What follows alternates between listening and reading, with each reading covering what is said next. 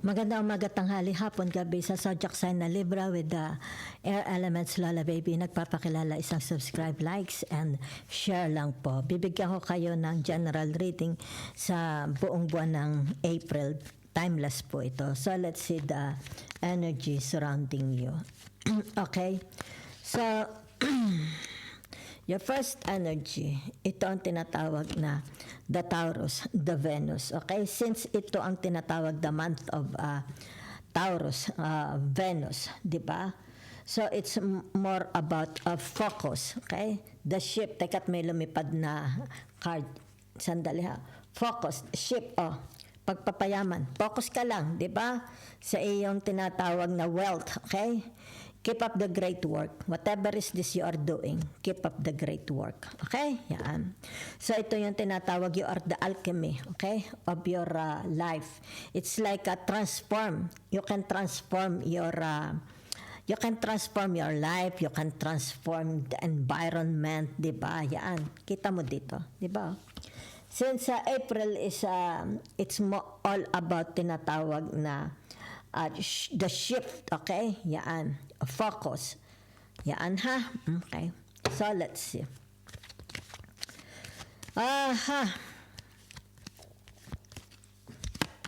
Is your mother a Cancerian? Diba? Yan, no? It's like tinatawag na ang upbringing, okay? Upbringing ng magulang nakikita. Is your mother a teacher? Yan ha. Okay. So, meron dito tinatawag na it's about this person, okay? Yan. It's about their wisdom, di ba? They are using. Yan, no?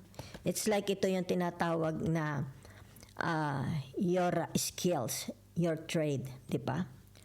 So, meron din dito tinatawag, narito. Yan, no? Kita ninyo ito. 2, 4, 6, 8, 9, okay? So, ibig sabihin nito, someone, a public figure, okay? Are you a public figure? Yan ha. Are you working, let's say, sabihin na natin, sa government, maybe sa church, di ba? May posisyon. Di ba? Yan o, may posisyon. Okay? This is what they are capable of. So, ibig sabihin nito, maaring, it's nakikita dito yung tinatawag, be yourself. Di ba? Yan. Be yourself. Yan ha. So, it's more about, there is a inheritance. Okay? Inheritance. Okay? Talking about inheritance. Let's see. Are you dealing with the Taurus? May Taurus dito.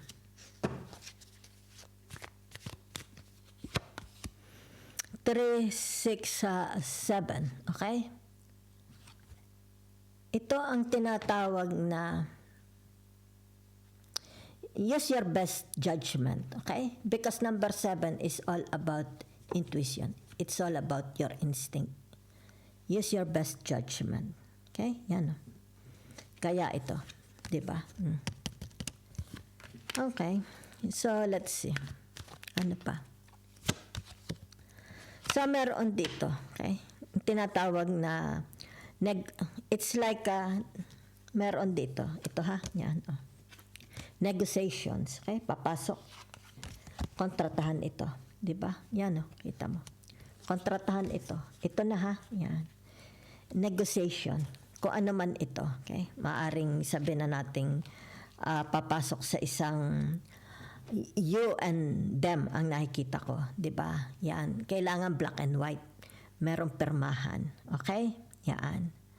So maaring 'to yung tinatawag maybe a wedding, okay? Yan. 'Di ba?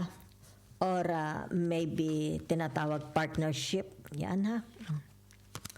Partnership, entrepreneurship, networking, investment, okay? Or maybe sabihin na natin baka kayo is about between you and the bank, financer, may mga financer, di ba? Yan, oh.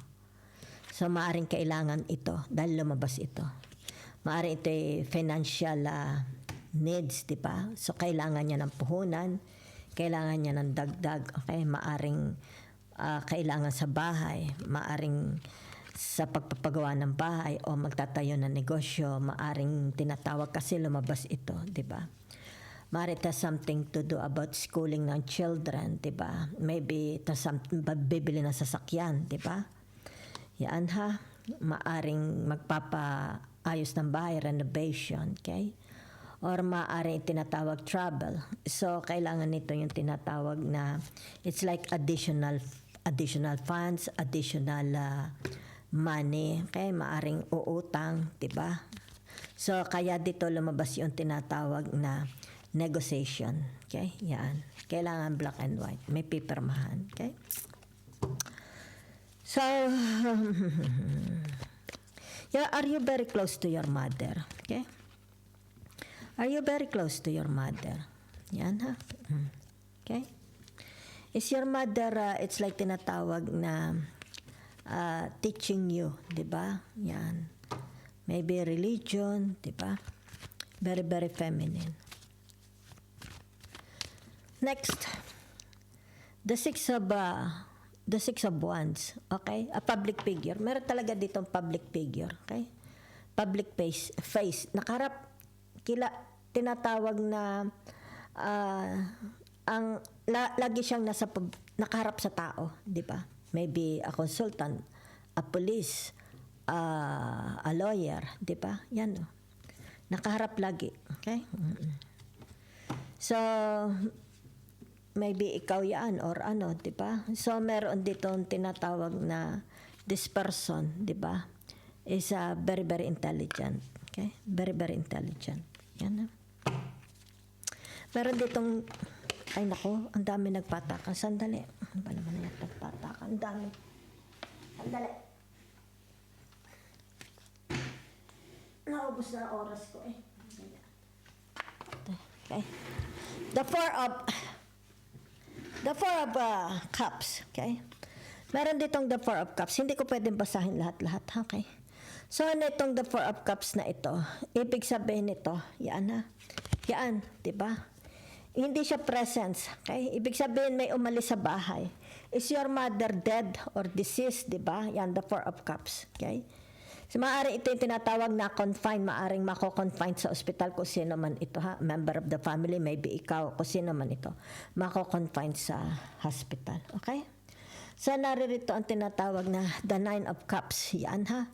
Ibig sabihin nito yung tinatawag na pwede na uuwi na. Okay? It's like there is a decision from the doctor dahil lumabas ito. Ang daming cards na lumabas. Gusto niya magpabasa. Okay? So, ibig sabihin nito, decision from the surgeon, di ba? Yun, the nine of cups. So, maaring ito yung tinatawag na mga losses, di ba? Meron ditong, halimbawa, sabi na nating, maybe it has something to do about investment. Ayan, may mga losses, di ba? So, maaring ito yung tinatawag partnership, di ba? Maaring manahan din, di ba? Maybe a family celebration, di ba? Yan. Puno-puno ng tinatawag na, emotions, di ba? It's full of emotions. Yung tinatawag na mainit, masiklab, di ba? Yan. It's like tinatawag na the month of April is about emotions, di ba? Loving, tinatawag na focus, family, di ba? It's more about tinatawag na it's more on family. Halimbawa, sabihin na natin, kasi lumabas din ito, okay? 2, 4, 6, 8. Okay, the Eight of Pentacles. There is a relationship that needs to be fixed, di ba? Yan, kailangan magkaroon ng kapatawaran, maaring mag-asawa, maaring magkakapatid, di ba? Maaring magulang, kung sino man ito, maybe the other members of the family, relatives, di ba? So, ibig sabihin nito yung tinatawag, let go, let God. Okay? Let go, let God.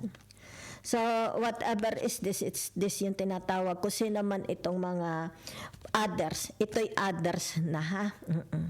It's like tinatawag na kung ano man ito between them. Okay? Yan. Baway hindi nagkabayaran mga pera. It has something to do about money, inheritance, love, romance, diba? Magkaroon na ng tinatawag kapatawaran. Okay?